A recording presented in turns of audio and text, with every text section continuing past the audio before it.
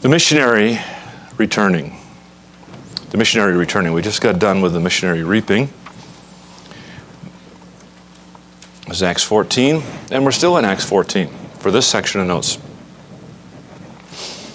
Acts 14 is a very important passage when it comes to studying missions. We learned a lot last time about Paul's reaping, some of the things he did to reap.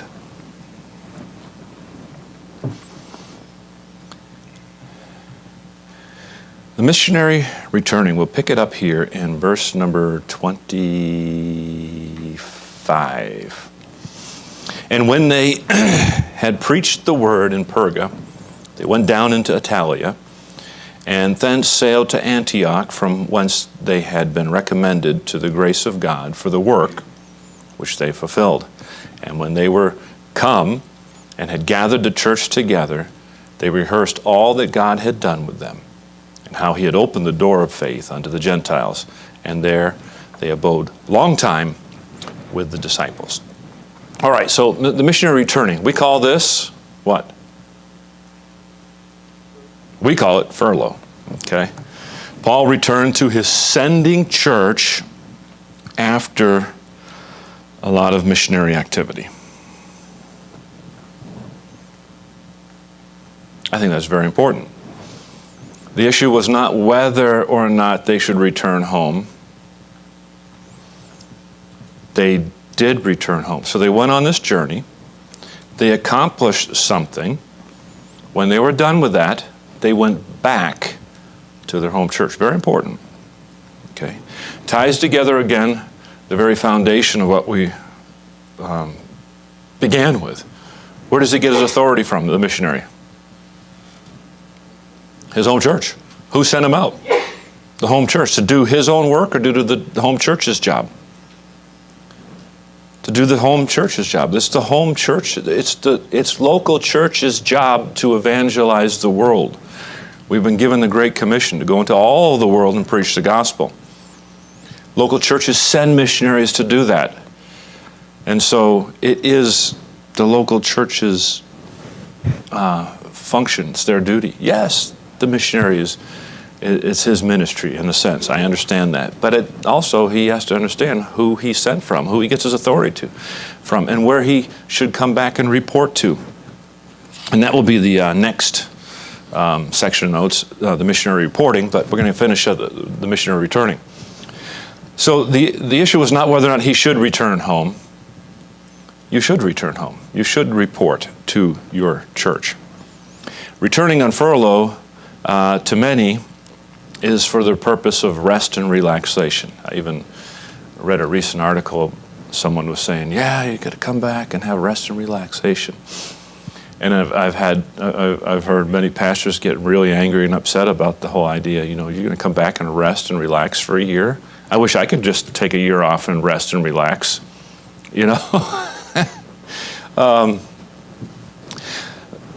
Furlough should not be a year of R&R. Okay. Yeah, but it's really stressful. It's more stressful there than it is here in America, and we have other battles that you don't have here. Yeah, what a great job.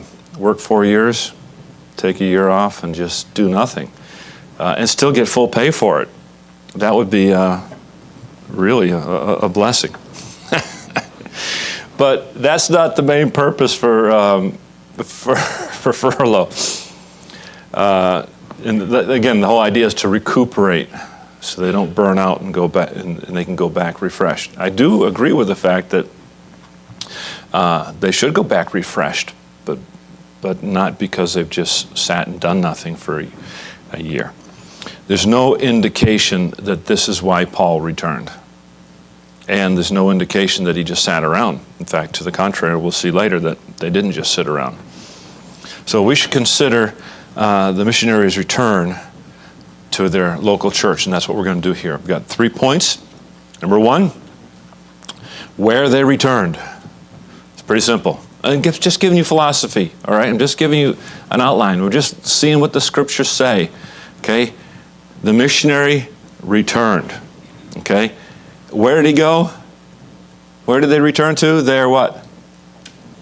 Their sending church, their own church. That's where they return to. Okay? Where did they return? To their own church. They, from the scriptures say there, from whence they had been recommended. Also, chapter 18, verse 22 and 23. And when he had landed at Caesarea and gone up and saluted the church, he went down to Antioch. And after he had spent some time there, he departed and went over all the country of Galatia, Phrygia, in order, strengthening all the disciples. So here, he went on another missionary journey here in chapter 18, and he went down to Antioch. Doesn't say all what he did there, just says that he spent some time. Doesn't tell us how long he spent on this occasion. It doesn't tell us a whole lot of details, but we do see him going back to his home church. And I think when a missionary comes home on furlough, he should spend the majority of his time at a sending church. Now, some people would disagree with that. Some people, when they come home on furlough, their whole idea is I'm going to go and I'm going to report to every one of my supporting churches, and I need to go to some more supporting churches and raise some more money. And some people do it very sincerely because they want to give a report to all their sending churches. And I understand that. I found that not every sending church wants you to come and give a report. Okay, there are many churches that support 50 missionaries, 100 missionaries. And if they had everyone come who was on furlough, you'd have a missionary in about every week. And that's not practical, okay? I'm not saying it's wrong. You could do that if you want to. The church that he's been sent out of, he needs to spend a good chunk of time. And I'm not saying you can't go and take half your time and go report to churches. I'm just telling you what I see here. Where he came home, he spent a chunk of time there. Okay, it doesn't even say that how much time. We'll see it later here, but he spent long time. What was he doing? He was fitting in with his local church. He was working. We'll see that again as we look at it a little bit later here. But that church is the one that authorized him, and that's the one that needs to hold him accountable. And I think some missionaries do get a little sidetracked by some is genuinely they're wanting to give a report to all their sending churches, no problem. I think some other times missionaries are just, I need to raise more money. So they're getting full support, and they're going to be in a bunch of churches every week getting love offerings. And maybe they have a big project they're saving for. I understand all that, no problem. But sometimes it just becomes a matter of money, and that is a problem. If it's just you're out fundraising, it's not just about money. You've got to have some time in your home church where you're a part of it, where, especially when you have children. Okay? The children, if they got a Christian school, if you can plug them in, it'll really help your kids to become a little bit more normalized. Okay? They need the structure. They need to be part of their church too, and know what their church is and who their pastor is, and all that. Besides, a member of a church should be an active member in his church. I have another section of notes in my teaching on deputation. That'll be, I think, the next spring that we teach that one. But the whole idea there is, on deputation, you know it's very hard to get out soul winning when you're in deputation. Because you're in between meetings, you're traveling on a Saturday many times, and sometimes you get to churches and pastors you say, hey, I can go out and make some visits with you. Oh, no, that's fine. They've already got their schedule, they already got this and that. And it's very hard to to get on a soul-winning program when you're out on the road. I'm not saying you don't win souls, and I'm not saying you don't witness, but and it's very difficult if you're in a different church all the time. Of how are you going to do any follow-up work? How are you going to do any discipleship work if you're never at your home church where you're trying to work with somebody? I think we just got to make sure that furlough is not an excuse to travel the countryside for pleasure purposes either, okay? I'm not saying that missionaries do that. I'm just saying, just be careful and think it through. Number 2, when they returned. Okay, we're going to notice here when they returned. And that was after they finished their work for that first trip. Okay, they returned after they finished their work for that trip. We're still there in Acts chapter 14 and verse 26. Thence sailed to Antioch, from whence they had been recommended to the grace of God for the work which they fulfilled. So they were recommended. They were sent by their church, and they fulfilled that task, and then they came back. Okay? We notice the missionaries did not return until they finished that work that was meant to happen. Now, who decides what work needs to be accomplished? I think that's something that needs to be worked out with the pastor of the sending church and the missionary. Okay? It's not just the missionary says, well, I haven't got my church established yet, and I'll come back in 20 years when I got it done. Okay? Some people might say, yeah, that's a great way. Now, it implies that that there should be some goals that they plan to get done, maybe a certain amount of work that needs to be accomplished before returning home. And I think a missionary, the pastor, should try to work that out. And the main point to notice is that they were concerned about doing the job right.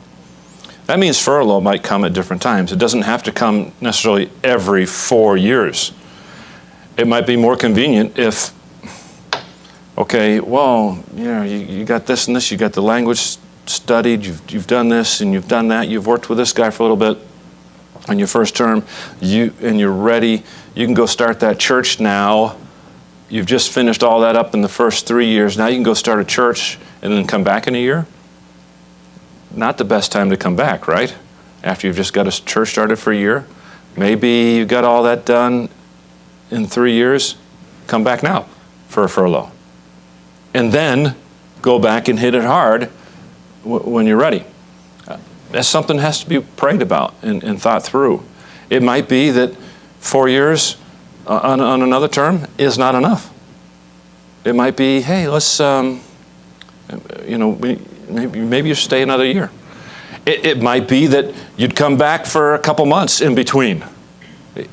A lot of that, we don't have to be locked into 4 years on, 1 year off. Okay, that's something that churches have done. I don't see that that's a prescription in the Bible. Okay, it's convenient, it's helpful, you can make some plans, but we don't have to be locked into it, okay? That's what I want to point out about that. Also, we should know that these goals, that you should have some goals, and that's why you have your project, to have some goals that you might want to accomplish. Some might be pretty lofty, and you get to a mission field and say, we can't get all these goals done our first term, or maybe not even our second term, but at least you're shooting at something, okay? But these goals were not just personal goals. In Acts 14:26 there, it says, from whence they have been recommended to the grace of God for the work which they fulfilled. The verse indicates that the sending church recommended them to God to get a certain work done. I don't think I'm reading into that too much. I think God led through the local church, and he's representing the local church. And this provides further evidence that the missionary is accountable to his home church, his sending church, to accomplish some objectives. And that's why there's got to be a good relationship, a lot of communication between the pastor and the missionary. It's not that the pastor is back home dictating everything that happens on the mission field. If he's wise, he's going to trust the man that's there And they're going to work and talk it through and pray about things. And because he's the pastor, God will give him wisdom. Because the other man's on the ground, he's going to give him wisdom. And they can talk things through and make good plans. And so every furlough may come at a different time. And it may come at a different time in maybe 3 years, 4 years, 5 years, 6 years. Maybe a guy's, it's going to be different. And I think, again, my opinion, especially when they have children, it's more important for them to be back. It's not necessarily, that's again, my opinion. Okay? I don't see in the Bible where it says, if you have children, bring them home and put them in the Christian school. All right? I don't see it, but I also see that it is helpful. Okay? It doesn't say you can't do that. Okay? The key is that they fulfill the work that God wanted done at that time. And the missionary must have God's leading on the matter. And through counsel of pastor, they can plan a furlough. And the home church is where they're going to get their direction for further ministry. That makes sense too, doesn't it? Because the home church sent them to accomplish something. The home church is going to help give them further direction. And when you're not doing missionary work, as far as reporting other things, I think you should be in your home church. Makes sense, doesn't it? Not just gallivanting around the country. Okay. Now I know it comes to other things. You know, there's some. It really does help if you're when you're on deputation. Unfortunately, sometimes people have to go all over and crisscross all over the country to get support. That makes furlough kind of difficult. And if your church is centrally located, that can be helpful. Or if you have most of your supporting churches around a certain area, that can be helpful. But if you live on the southern tip of Florida, that's your home sending church, and then you have churches that support you in Maine, and Washington State, and California, and everywhere in between, that becomes really difficult. Because you're going to be zigzagging around a lot, and it's going to be hard for you to spend a lot of time in church. And again, I'm not saying you have to spend your whole time at your home church, sitting around twiddling your thumbs. Okay? You should be busy, you should be active. Number 3, how they returned. How did they return? They returned excited. That's how they returned. Look what happens here in verse 27. And when they were come and had gathered the church together, they rehearsed all that God had done with them. Now, I like that fact that they gathered the church together. They came back, they got everybody together and said, we got to tell you what happened. We got to tell you what God has done. They couldn't wait to tell the people what God had been doing. I think it's very important, you as pastors, trained to be pastors, if you have a missionary that you send from your church, he comes back, he's all fired up about his ministry, he wants to tell the people in the church, give them opportunities, okay? Let them teach a Sunday school class, let them preach a sermon here or there, and let him relate. He's learned some things, he's part of your church, he can come back and he can have a real impact on your church, and give them those opportunities. And they didn't return despondent. Okay, they had some troubles, and we'll talk about that in a moment. But they didn't return despondent. They weren't looking for pity. Oh yeah, I had all these problems. Give me a big love offering because I had all these problems. Okay, now you can milk it, but that's not what they were trying to do. Nor did they come back with a know-it-all attitude. Hey, let me tell you what I learned in the mission field, and you guys get it all wrong. Let me straighten you all out here. I got it together now, and you guys don't. All right? Now, if maybe you did learn some things that they didn't learn, then come back with the right attitude and try to help people with it, okay? But don't come back with a know-it-all attitude. They're not going to, a missionary shouldn't come back and promote himself or his accomplishments.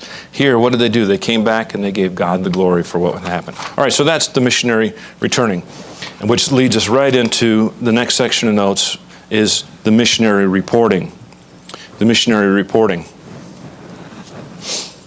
And again, verse number 27, and when they were come and had gathered the church together, they rehearsed all that God had done with them and how he had opened the door of faith unto the Gentiles.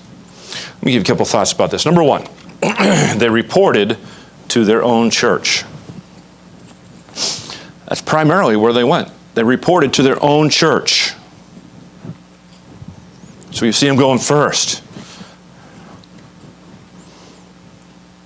Let me give you a few thoughts about this report. Now, letter A, first of all, it was a thorough report. So, if you are a missionary, studying to be a missionary, you go off to be a missionary, this is some ideas of what you can do when you come back on a furlough as far as reporting. I'm trying to give you a biblical philosophy based on what we see here in the Scriptures. It was a thorough report. Look what it says here, that they rehearsed all that God had done. I've got that word stressed, all. It was thorough. Okay? All. It wasn't a one-sided report. There were blessings and there were struggles. And we must realize that through struggles come blessings. Okay? And we cannot expect blessings without struggles. A proper balance, there's that word again, needs to be maintained. All right? So, what do they talk about? Talk about a thorough report. What did that encompass? Well, number one under that is troubles. There were troubles. And we can even see how Paul talked about some of these troubles in 2 Corinthians chapter 1. These are some things that he wrote in Scripture. Now, it's interesting, I had left these notes, and someone taught these notes several years ago or someone looked through the notes. I don't remember, someone taught them or looked through them while I was on the mission field, and I came across some notes, and they had some pencil markings and put like a question mark and a little comment, something like, I'm not sure we should be talking about the problems when we come back. And I thought, well, that's kind of ignorant because Paul did. So in case you're thinking, no, you should only come back and talk about the positive things, no, that's not true, because sometimes some of the negative things God turns into blessings, and you can share that as a blessing, what God did, and it's not a negative thing at all in the end. Amen? And so 2 Corinthians chapter 1, verses 8 and 9, look what Paul said. For we would not, brethren, have you ignorant of our trouble. Oh, so it's okay. Yes.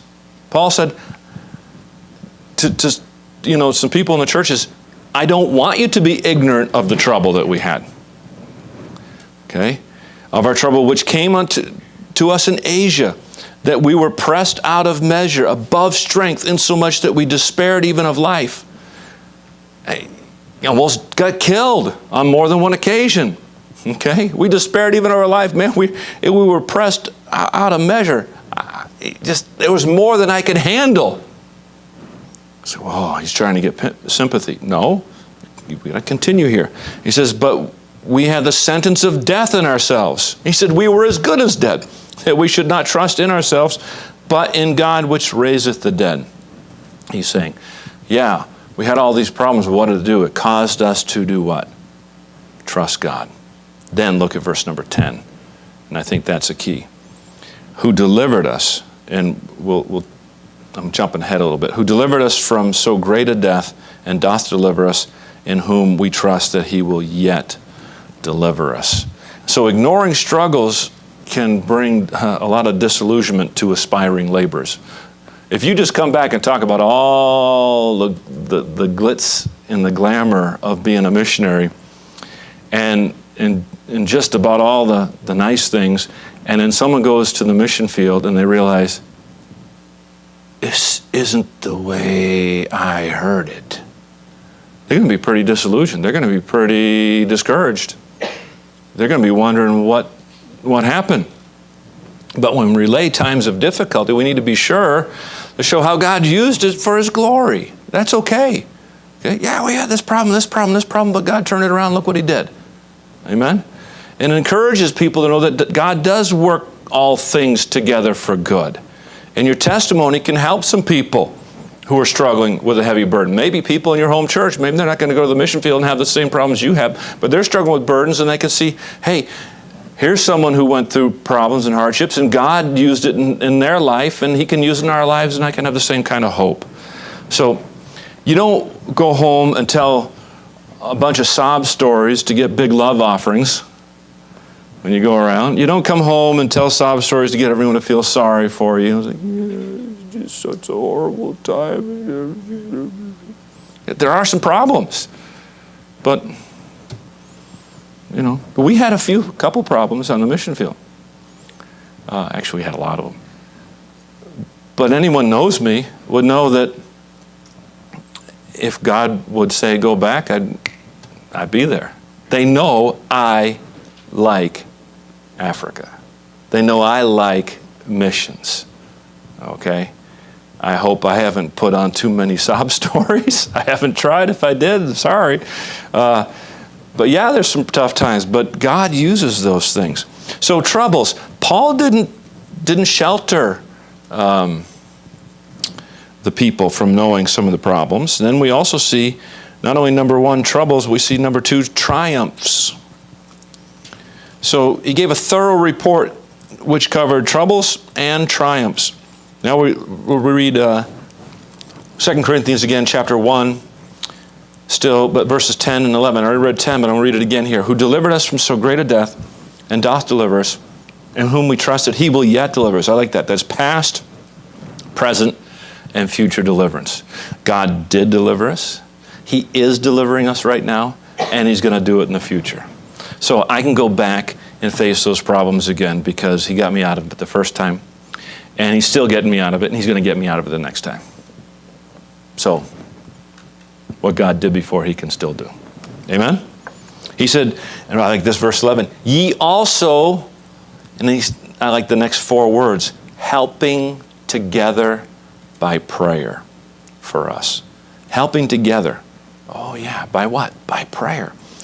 That for the gift bestowed upon us by the means of many persons, thanks may be given by many on our behalf. So Paul discussed the problems so that he could boast about how God took care of them, how God delivered them, and how God helped through their prayers. I loved being able to go back and share some of our difficulties, and then even preached from this text in the past, how that God used them to help us through because of their prayers. What does that encourage people to do? Keep doing what? Keep praying. Keep praying. And it'd be amazing how many people come up and say, brother, I've been praying for you. I've been praying for you. I still have people, I'm praying for you. I'm praying for you. And I say, thank you. It's keeping me going. Amen. So he spoke of deliverance, the help through prayer, and the thanksgiving of many. God was glorified through his troubles. Now, ignoring the blessings can bring discouragement. So we got to talk about the triumphs. If you just come back and talk about trouble all the time, no one's going to want to be a missionary. You can talk about the things that God's done and people get saved and how lives are changed and good things are going on. Those who are aspiring to be laborers, if you tell them some of what good things God's doing, that'll encourage them. Because they think that the ministry is not just problems. So you have to have a balance again. Don't come back and puke all over everybody. But then don't come back and give electrifying, glorifying, overly dramatic reports of great things that weren't as great as you just made them sound. Okay? So, it needs to be a thorough report. Letter B, it needs to be an encouraging report. And why I say encouraging, now the triumphs, that's encouraging, but I also think it's encouraging in another way here. Now, I get this straight again from Scripture. We're back in chapter 14, in verse number 27.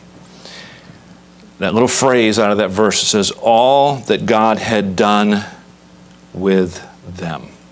And I have those two words underlined, with them. They came back and told what God had done. Yes, that's giving God the glory, but with them. Not that they're pumping themselves up, but the idea was that if God could use them to do something special, that God could use everybody else to do something special.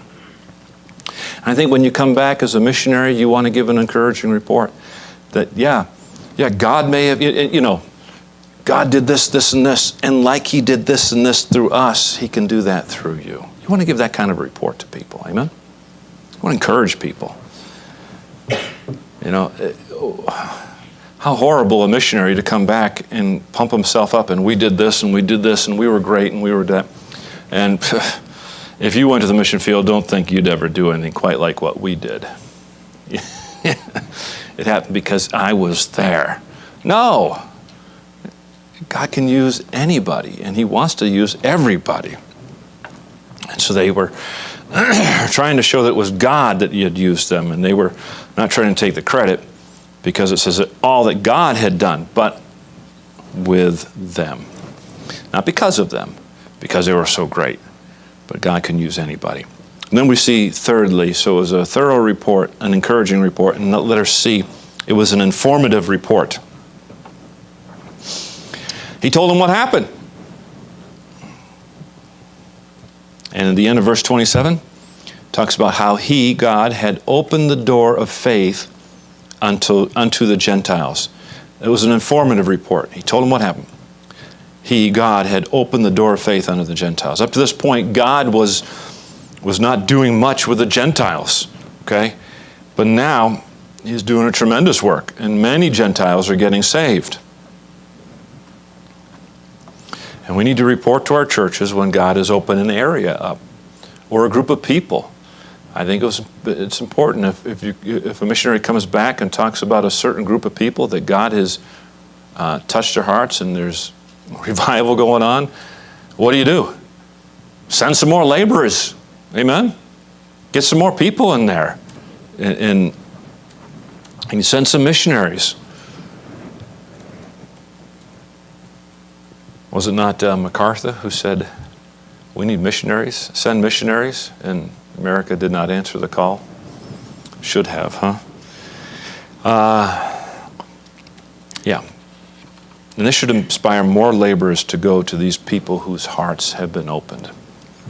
And I think if we just give a good informative report, look what God's doing.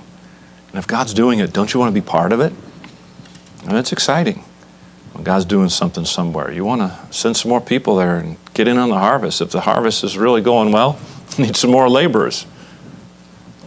That's what you'd think, right?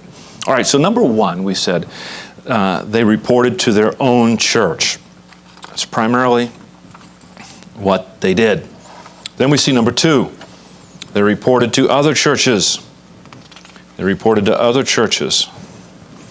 And I'll be honest, it wasn't exactly like our missionaries of today do, and take a furlough and schedule and go to all these different churches and give it a detailed account. But they were into some other areas, and they did explain what God did when they went to these other areas. So we see this in chapter 15, verses 1 through 4. This is the section of Scripture that covers this. Chapter 15, 1 through 4. It says, and certain men which came down from Judea taught the brethren, and said, except ye be circumcised after the manner of Moses, you cannot be saved. Okay, now that's not true doctrine. That's false doctrine, by the way. When therefore Paul and Barnabas, and those were the missionaries who were there at their home church, they heard these guys, they had no small dissension and disputation with them. They determined that Paul and Barnabas, they is the church, okay, determined that Paul and Barnabas and certain other of them should go up to Jerusalem unto the apostles and elders about this question. Now, it's a different kind of reporting, okay? They're going to go and try to iron out some doctrinal issues here. But what God had done really does support their reporting. because that's what they're reporting about what God had done. And verse number 3, and being brought on their way by the church. Okay, who sent them again? You see, I think this is kind of important. The church does a lot. Missionaries just don't do what they want to do. Okay, the church should have a lot of say what's happening. They were passed through Phoenice and Samaria, declaring the conversion of the Gentiles, and they caused great joy unto all the brethren. Then in verse number 4, and when they were come to Jerusalem, they were received of the church and of the apostles and elders, and they declared all the things that God had done with them. Okay, so I'll give you a few thoughts. Letter A, the church sent them to report elsewhere. The church sent them to report elsewhere.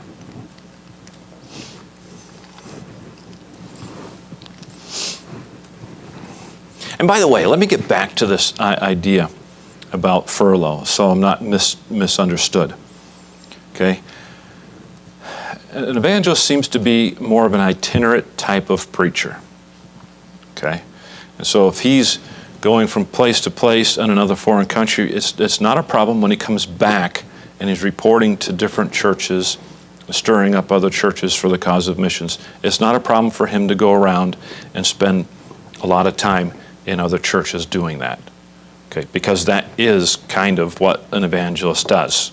He is kind of an itinerant preacher. But as an evangelist, he also has a function in his home church. And I think that's what I want to stress. He has an obligation in his home church, and he should be useful in his home church, and he should try to get plugged in his home church. Okay, if a missionary comes back home and he and his pastor says, I want you to spend the majority of your time out preaching, then go do it, okay? I still think he should spend as much time as he can at home. All right, but have I clarified that enough? I'm not trying, I just want to explain things. Okay, let's get back to what we're talking about. So, their church sent them to report elsewhere. Again, verse number 3, it says, being brought on their way by the church. The occasion that brought on this trip was triggered by the fact that Paul and Barnabas had experienced something firsthand that would benefit the other churches. And what's that? They saw how God had opened the door to the Gentiles. And so they could go and report what God had done and help out and encourage and inspire other churches to see what God was doing elsewhere. Okay, their home church thought it would be good to send them out and tell others what they had done. No problem. You have a problem with that? I don't have a problem with that either. That's why I don't have a problem if a home church says, hey, I want you to go and you spend some time out there stirring up some other churches. Now, letter B, they went through many areas. And he lists 3 here: Phoenice, Samaria, and Jerusalem.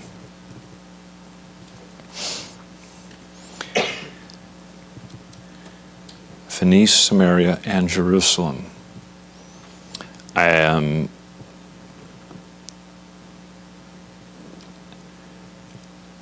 How many churches were in those areas? Doesn't really say, does it? Okay, doesn't say. But he did go through there, and let us see. Let's look at another thing. Their report brought great joy. You go and tell other believers what God's been doing. It should bring some joy to people. And being brought on their way, verse 3, by the church, they passed through Phoenice, Samaria, declaring the conversion of the Gentiles. And they caused great joy unto all the brethren. And then, fourthly, letter D, we see they declared all the things that God had done.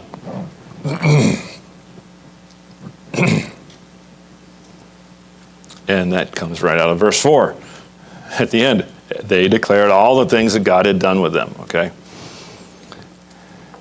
Again, they're not trying to make a great name for themselves. And by the way, that's tempting. If you get out there and some great things have happened, and people, you can really paint it really well, and maybe you weren't trying to, and then someone comes after the service, brother, God is really using you. I've had people, you say after a service, it's been a long time since I've heard preaching like that. You keep it up, brother. It's like, It's like, then why are you why don't you get a better church? And it's probably not even that they weren't in a good churches. Maybe they just should have been listening to their pastor in the first place, because I was just like, yeah. Anyway, but I'm telling you, you just some rookie novice. You just get out of college, and man, I'm gonna go on deputation. You go out there, and you got your one sermon fine-tuned, and you finally got it down where it actually makes sense. And someone comes up and says, man, that was the best sermon I've ever heard on missions before. He told that to the guy before you, okay? Or he's not even a member of the church. He's one of the troublemakers in the church. You don't even know. You're just there for it, and it just goes to your head, and you walk around thinking you are something. No, I like what they did. They went and declared what God had done. Things I did fell apart. Things I did didn't go so well. But the things that are remaining, the things that are sticking, are the things that God did. And that's the exciting part. You go around and tell people what God done. And you give the glory to God. Letter E, they ran into opposition by those who were not doing anything for God. That's going to happen sometimes. We find that in verse number 5. Okay, they ran into opposition by those who were not doing anything for God. Who was out there preaching to the Gentiles and seeing great results? Paul and Barnabas. There were some people who weren't doing that. And so they were going to oppose the people who were doing something. You'll find that happens a lot of times. Verse number 5.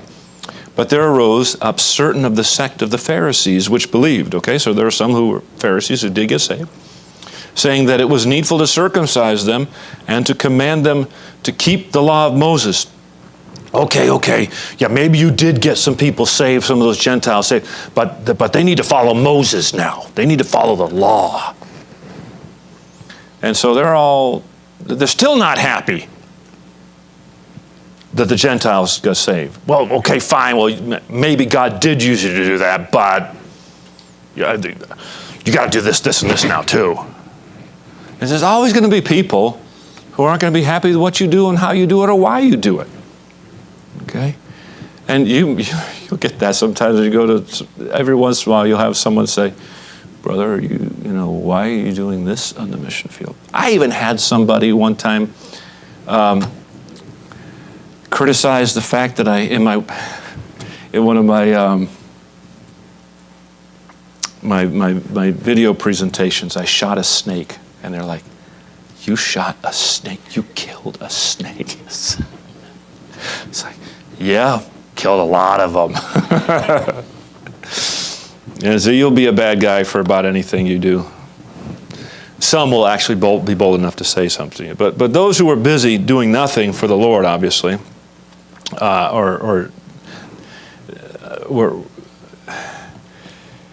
they had to find their spirituality somehow. And that's by finding fault with those who are trying to do something.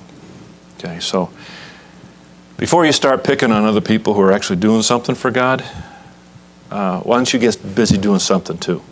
You might not exactly like how they're doing it, but at least they're doing it. And if you're not doing anything, then you really don't have much of a right to say anything otherwise. So they were critical of the missionaries. And there are some things that are worth standing up for and defending, but how a missionary dots his I's and crosses his T's or shoots snakes or whatever else, that's another thing. Basically, you're not going to agree with absolutely everything every missionary that you support does. But does he love God? Is he doing something for God? Okay, and as long as he's not, in heresy or some great sin, don't worry about some of the small stuff. A missionary is never going to be perfect. Because, I wouldn't do things that way. Guess what? There's some things that I wouldn't do the way I did do them. That's that way as a parent. That's that way as a husband. It's that way in the ministry. There's something, I've actually grown as a Christian, believe it or not. Yeah, and I might not go back, I knew brother so-and-so, and 20 years ago, this is where he stood. Well, maybe he doesn't stand that way and have the same thing, and maybe he's a little different. People do change, hopefully for the better. And if all you can do is criticize him, you're just like the Pharisees in this passage. So be careful. Be careful. This critical attitude can hinder God's work and creates confusion in weak members. Okay? You get up there and you're starting to rip on everybody who doesn't do exactly the way you do it. And you get everybody against everybody. You're only just trying to promote yourself, and that's not a good thing. Okay? God's not happy with that type of action. So a missionary comes to report what God has done. The people in the church should be trying to get a blessing from what God's doing, not trying to pick them apart. And it seems that some of these Pharisees still had some of the Pharisee in them. Okay? But that happens though, doesn't it? Someone gets saved, they got an old nature. And you still battle some things that you used to battle. And hopefully you'll be battling them less as time goes on. But keep on serving the Lord. Okay? Letter F. They declared the miracles and wonders that God had done. Let's look in verse number 12 there. It says, Then all the multitude kept silence and gave audience to Barnabas and Paul, declaring what miracles and wonders God had wrought among the Gentiles by them. Paul had suffered many different things, but through all of his sufferings, God used him, and he brought about some tremendous miracles and great blessings, and they were able to go and report that and encourage other people about, oh yes, yeah, we had troubles, but God used those troubles, and look what God's done. And of course, not just, some of the miracles is the fact that the Gentiles got saved. And that's, anytime someone gets saved, it's a miracle. And so we see they definitely spent some time and reported to some of these other churches and gave God the glory for what he had done. Now let's look at the next sections, new section of notes called the missionary remaining. The missionary remaining. We just looked at the missionary reporting. Now we will see the missionary remaining.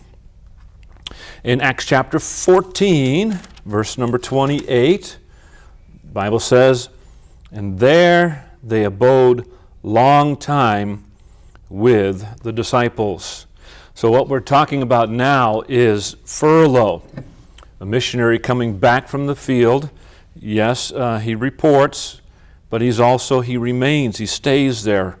And then we also see in chapter 18, after his second missionary journey, we see another brief time where he returns back to his home church. Again, we call that furlough these days.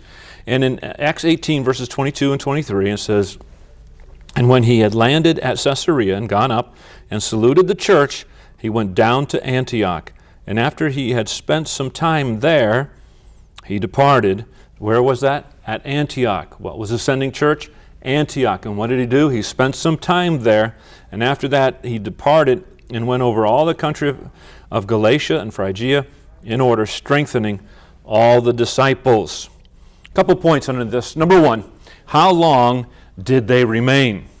How long did they remain? In other words, how long was their furlough? The scripture just basically says in chapter 14, verse 28, they abode long time. Other than it should be a long time, we're given no definite length of how long a furlough should last, how long when a missionary finishes his assigned duties that he was sent out from his church to do. He finished up what he was sent to do. He returned back to his home church. He reported, and he remained. He stayed there for a while. How long? Don't know. Say a long time. The missionary and ascending pastor, I believe, practically speaking, should work together to determine a suitable length for furlough. When is that missionary ready to go back? When does the next assignment need to be started? What still is remaining to do on the mission field? Or is he going to go to another part of the mission field in another area, start another church? There's a lot of variables, and I think that's something that has to be worked out between the missionary and his pastor. Okay? Furlough is very important. let's look at something else here. Number one was, how long did they remain? Now, again, typically, a lot of times here with missionaries now, a lot of folks follow the 4 years on the field, 1 year off the field thing. There's nothing that says how long someone has to be on the field before he takes a furlough, and there's nothing that says how long his furlough should be. Okay? You want to be able to come back and do some things, and we'll cover a few things here, at the end of this section, some practical things you can do on a furlough. But let's look at number two. What did they do? All right, what did they do? Well, letter A, first of all, they were abiding. Scripture simply says they abode. In other words, they stayed around and lived there for a while, okay? A missionary should not feel guilty about spending time at his local church when he comes home on furlough. It's actually biblical. It's okay to go to church. It's okay to go to your church. I know sometimes a lot of missionaries feel the pressure, or they feel obligated to, when they come home on a furlough, to fill up their schedule and be gone most of the time, reporting to as many of their sending churches as they can. Well, first, there's a few things about this. Not every church wants to have, or even can have, every missionary when they come back on furlough. It's not just the scheduling. It's not even possible sometimes. You got some of these churches got 50 to 100 missionaries, and when a guy comes home on a furlough, they cannot schedule it in. Some of the pastors would hardly ever be in their own pulpit. Okay, so it's important that we don't, try to feel like we've got to be obligated to get to everyone. What I did is I sent out a letter to all my supporting churches saying, listen, I'm coming home on furlough, and if you're interested in having us for a meeting, we'd be more than happy to. We'd really like to come and share what God has been doing in the ministry there, and please contact me if you'd like to schedule a meeting. Of course, some churches did that, and many churches did not, and you don't feel bad that they didn't want to. That's okay. And I also know that there were some times where I may have scheduled a new meeting. Maybe if I was down on support, needed to raise some support, I'd schedule another meeting somewhere. And if I was in an area where I had a sporting church, I would contact them and say, hey, listen, I just wanted you to know that I am going to be in the area, and I have a meeting such and such a place, and this date is open, and if you'd like, I'd be more than happy to come by and present what's been going on in the ministry. And in most cases, they say, oh yeah, we'd love to have you, brother. It was a pretty good balance, and I was able to spend time here at our home church, and that's very important. I think more so when you have children. Your children just being bounced around all the time and never having a set structure is very, very difficult for them. If your home church has a Christian school, I think it's also vital that they can get plugged into that Christian school. Again, what are you getting? Your wife's getting a break because she's probably been homeschooling all the time. The kids are going to be challenged academically. They're going to be challenged socially. It's going to be helpful for them to be able to get plugged in and then have some stability in their life and some kind of a schedule. Again, more so when you have children, missionaries who have children. This is really important. We would schedule, tried to, didn't always work out perfectly, but we tried to schedule our furloughs so we could come back and be here for an entire school year. Maybe come back so we could, I know our second furlough, we came back in August. We came back just a couple days before school started, and then we returned sometime that next August in the next year and got back to our home there in Zambia. So they were abiding. Missionaries, again, should not feel guilty about spending time at his local church. This is their home. This is their sending church. And a missionary, it's kind of hard because his heart's kind of divided. His home church is here in the States, and the ministry that he's leading, if he hasn't turned it over to a national leader at this point, is back there in the country he was serving. So his home, yes, it's there in the mission field, but yes, it's here at his home church. And without realizing that your home church is home, then you can kind of get mixed up here and forget that you have an obligation to your church. Don't forget what the scriptures say and teach in 1 Corinthians chapter 12, verses 20 and 21 about the fact that each member in the church has a part in the body that he needs to play. And the Bible says, "But now are they many members, yet one body? And the eye cannot say unto the hand, I have no need of thee, nor again the head to the feet, I have no need of you." So the missionary needs his home church, and the church needs the missionary, okay? Neither one can forget about the other, all right? I need, when I was on the field, I needed Fairhaven Baptist Church. At the same time, Fairhaven Baptist Church needed me. When I came home on furlough, I needed Fairhaven Baptist Church. And silly or difficult as it might sound, the Fairhaven Baptist Church needed me while I was on furlough, okay? In some cases, the church forgets about their missionary. That shouldn't happen. And maybe that's why some of the missionaries forget about the churches, their church when they're away. That's not the way it's supposed to be. Home is where your local church is, because that's where you are a member. Again, I understand your heart's divided because your home, in the sense, also is in the ministry. You're there. It's very difficult for missionaries on furlough because they really feel stretched and divided. And sometimes when they come home, they feel almost useless. Like, what am I doing here? I'm not, leading the flock right now. I might preach here and there. I might have this responsibility here, but sometimes you just don't feel as needed. But practically speaking, the missionary needs to be home, again, so that he can get reacquainted with his church and the people in his church, because that's what the church is. Also, he may need some help from the leadership. The missionary may not see some problems in his life, okay?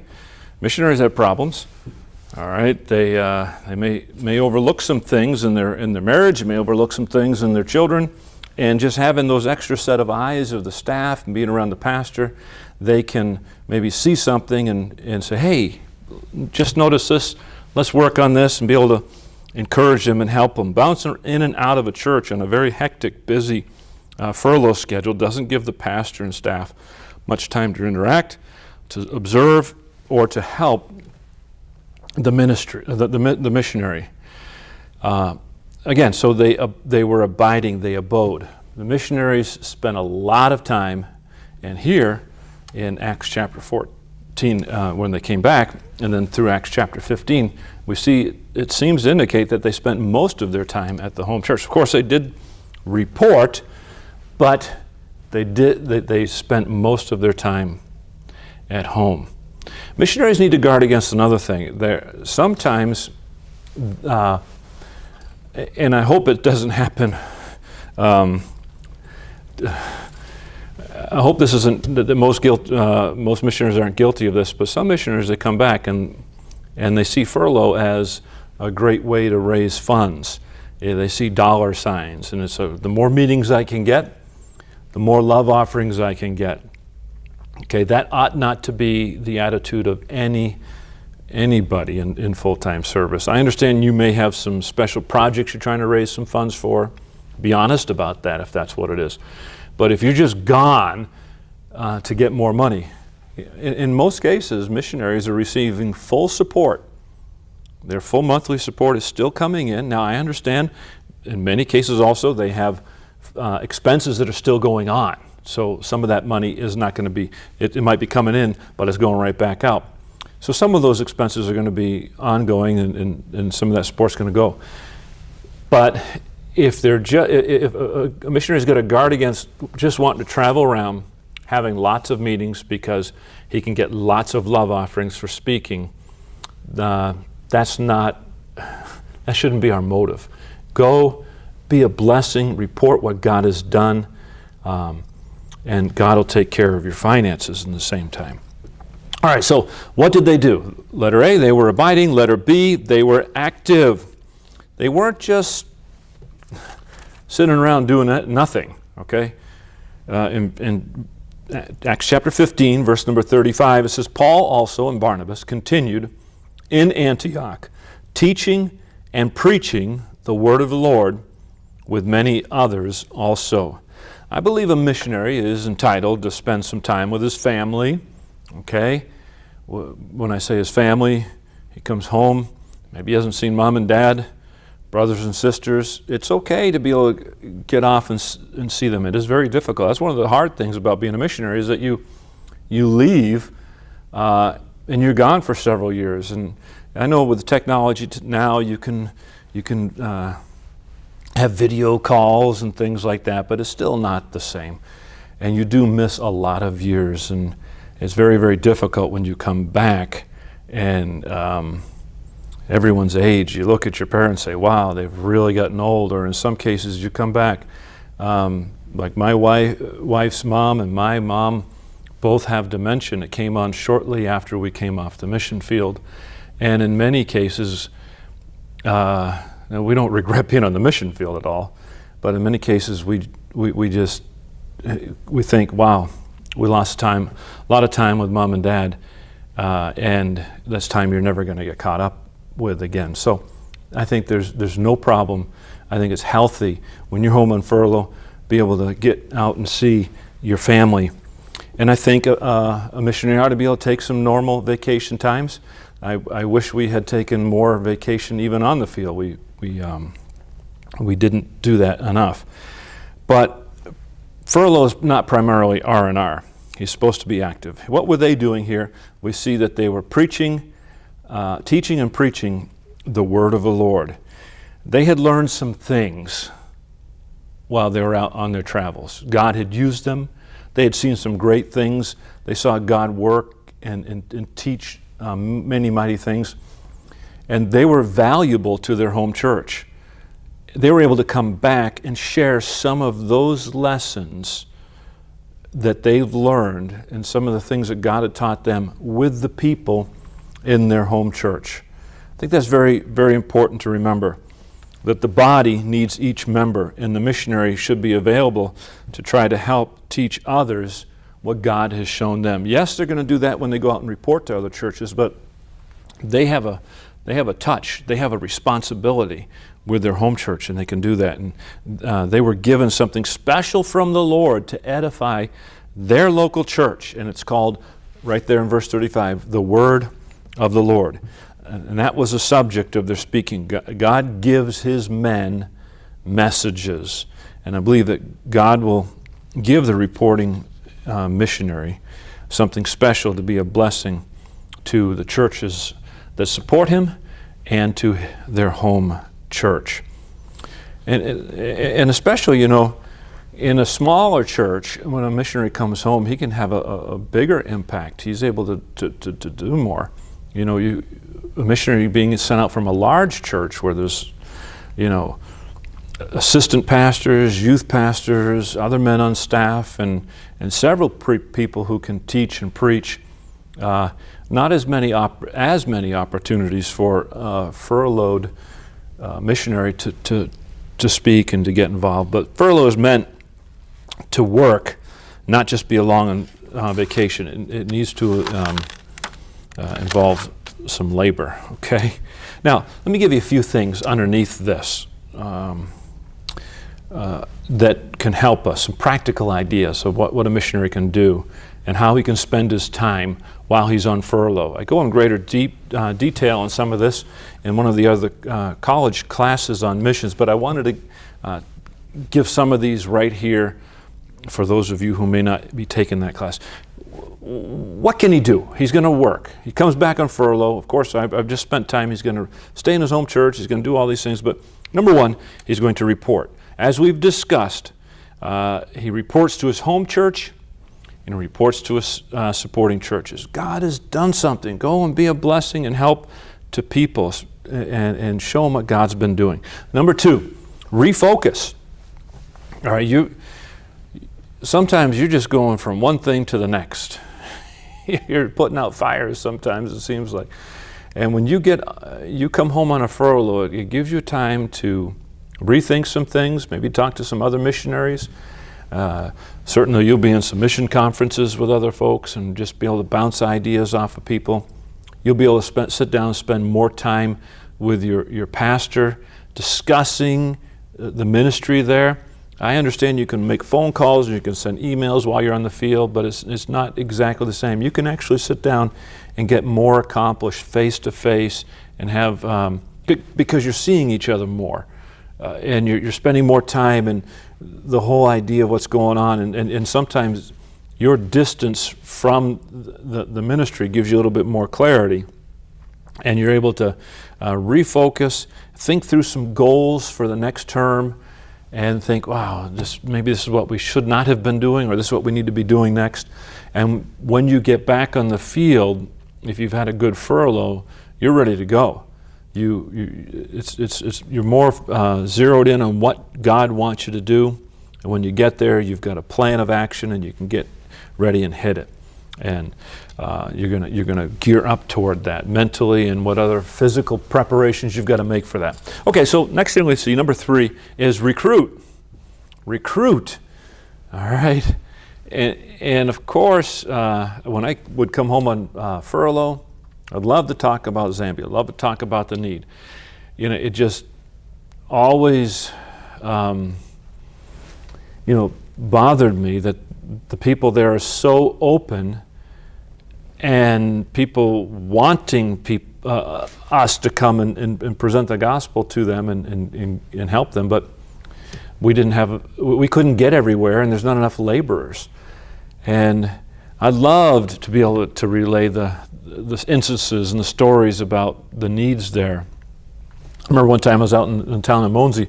We were out on a dirt road, passing out some tracts, and that dirt road, you followed it for miles. It went out just miles down the road into who knows where it really went and what kind of a road it was after a while.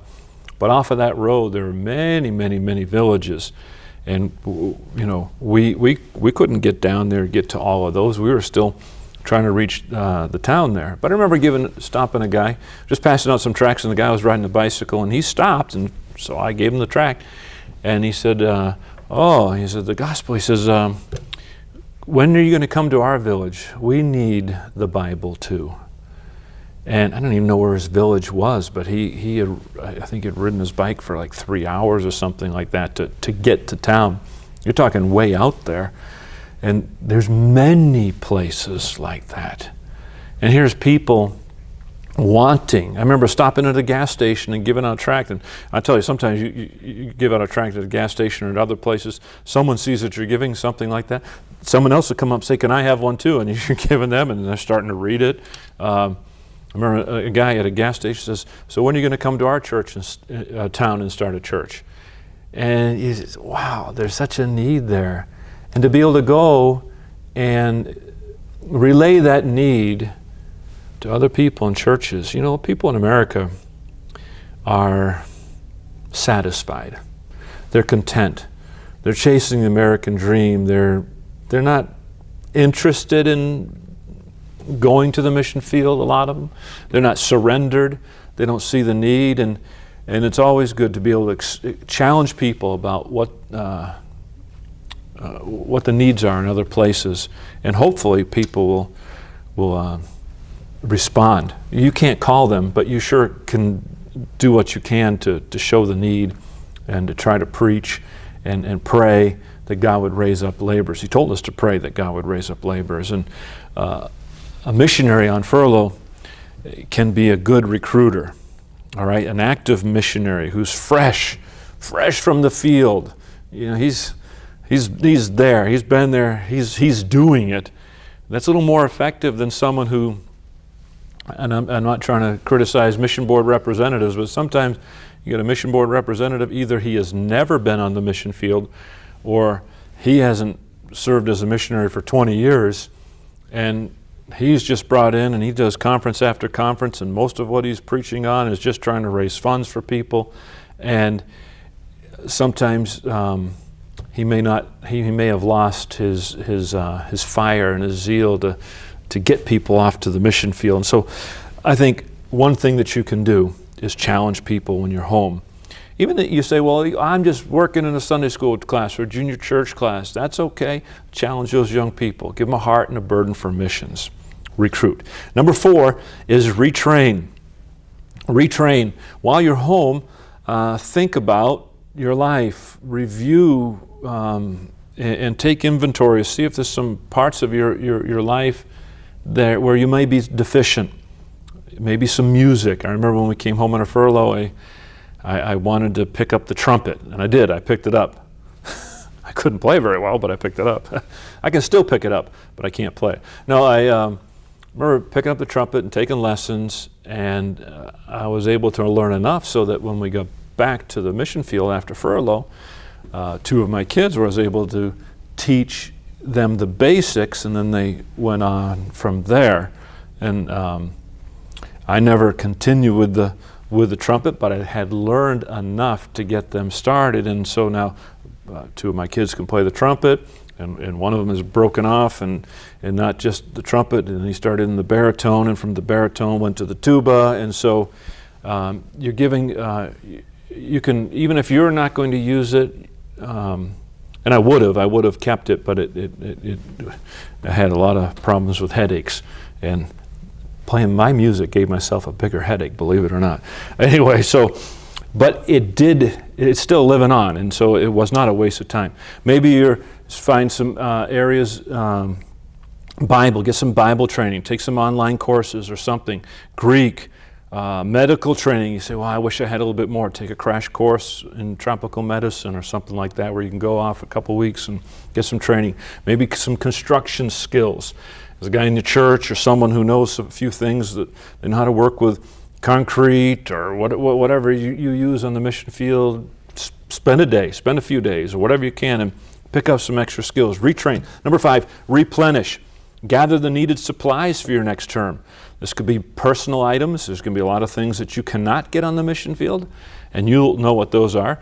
And some things you can get, but they're like 3-4 times the price. So restock what you can here and bring back. And also ministry items. There's going to be some things that you're going to wish you could have. Remember being able to pick up a video projector over there. Either it'd be really hard to find or it'd be way too expensive, and be able to get a good deal here. So replenish the supplies you need. Not only supplies, but support. Maybe you need to raise a little more support. Maybe you lost some support, or maybe the dollar value went down and you need to raise some more. So do that, replenish. That's a good time. Number 6, so you can see there's a lot of things to do on a furlough. You're not going to be just sitting around doing nothing. Number 6, recheck. You say, what do you mean by that? Get your family checked out medically. All right, get exams. Anything that's going wrong, go get it checked out. Surgeries, if there's any surgeries, believe me, you'll want to do it in the States rather than in a developing nation. Eyes, get your eyes checked on. I remember when we came back after our first furlough, we had one of our rooms in the house set up as a classroom, and 3 desks in a row, and then on the wall we had a chalkboard. So all 3 kids were on the front row, okay? But my oldest, Sarah, had a hard time seeing the board, and she's on the front row. Didn't really realize too much. I think she was like 8 years old or something like that when we came back. Took her to Walmart Vision Center. She got checked out, and the doctor said, wow, her eyes are really bad. And so she got some glasses. Never forget, when she got those glasses, put them on, and walked out into Walmart, she said, wow, I can see. And of course, we felt terrible. We didn't know how bad it had gotten. But do those things, get everyone checked out, get their eyes checked, and you can get your glasses here. Get dental exams and get a cleaning. If they need more than that, get it done here. You don't want to, again, some places in parts of the world, you don't know how well they clean their equipment. And if you're in an area where there's a high HIV/AIDS infection rate, and you're going to a dentist that you don't know how much hygiene they use and how good they clean this stuff, you don't want to risk getting a life-threatening disease if you don't, especially if you don't have to. When you're home, get all that checked out. Do all that you can. And adults, you're going to come back, and if you need a root canal or you need a crown, those things aren't going to happen in a couple weeks' time. So you want to get on those things early and not wait till the last month of your furlough to figure, oh yeah, I got to get this stuff done. Schedule all of these exams, okay? So number 6 is recheck. So number 7 then is relax. Now I put this at the end of the list. All right, you're not coming home just for rest. And I remember reading an article some guy wrote about how missionaries need to come home on furlough so they can rest. And of course, everyone needs rest, but missionary doesn't come home and rest for a year. His furlough is not to come home and take a year off. I know some pastors get a little upset and say, man, here, well, this missionary, he goes home and I'd like to take a year off and just rest too. And it shouldn't be that they're just sitting around or going all over the place for a year and having just a blast taking vacation, okay? It's not, you know, that's what we call vacationaries. We shouldn't have vacationaries. So relax is at the end of the list, but it is important to take time to get refreshed. All right, it's very stressful living in a culture that is not your own, where there's in many parts of the world there's a lot of spiritual darkness. There's things you have to deal with. When I hop in the car here and go down the road, I'm paying attention, but I can almost relax when I'm driving down the highway here. You get on the roads in Zambia, you're on guard because you don't know what that person in front of you is going to do. You don't know what that person on the side of the road. Actually, you probably do know what the person on the side of the road is going to do. You see a car on the side of the road up ahead of you, and you're flying down the road. You can plan on the fact he's going to pull out right in front of you. That's just, you say no, yes. There's no thought. It's just I'm going to pull on and he can go around me if he can. And you've got to think for the other person. All right. And I remember when we had our car accident, trying to pass a dump truck, and the dump truck decided just to turn, and didn't put the turn signal on until he was starting to turn, and we were starting to pass him. And of course, we T-boned him. So you've got to be on, and everything's on guard. When we walk out the door, anytime I walk out in the yard, I'm always scanning the yard for snakes. Why? Because a lot of times my kids are out there playing. I didn't want to keep them cooped up in the house, but you're always scanning. You're always on edge. You know, there's people who'd be attacked at their gates when they pull up, and while they're getting out to unlock their gates, sometimes you'd hear accounts of people, armed robbers would come and attack you. So when you come home at night after church, you're pulling up and you're scanning the area. You're always on guard. And it really does take a lot out of you. It's a stressful living. And so when you come back, you can actually relax. You can go to bed and not worry, you know, if you're going to have a spitting cobra come into the yard and bite one of your dogs, or someone jump your fence and jack up the tire on your car and take a tire off and run away, like we've had happen. So a lot of different things. So Jesus did say in Mark 6:31, "Come ye yourselves apart into a desert place and rest a while, for there were many coming and going, and they had no leisure so much as to eat." That's the way it is in the mission field sometimes. It's just no leisure. You're the only one. You've got to make some time to get away as a family. But when you're home on furlough, make sure you have some time where you can relax. Try to have a family vacation.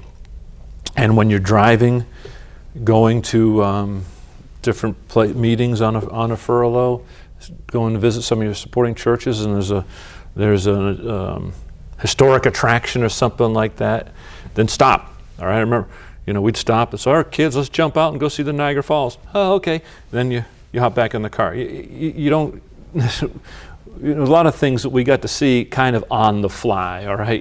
Valley Forge, we got it, but it was kind of on the fly. But they can see things, and it's a little break up in the monotony. Driving a car for a long time, day after day, can get old for everybody, okay, especially little kids. So you want to be able to stop and get out and have a good time when you can. All right, so that is the idea of remaining. You're coming back, you're having a furlough, you're going to be there a long time. How long? Not too long, okay, but long enough to get refocused and to get connected with your home church, be able to report to some of your supporting churches, and get some of these practical things done while you're home on furlough, so that when you get back, you can be dialed in and ready to go. All right? All right, you're dismissed.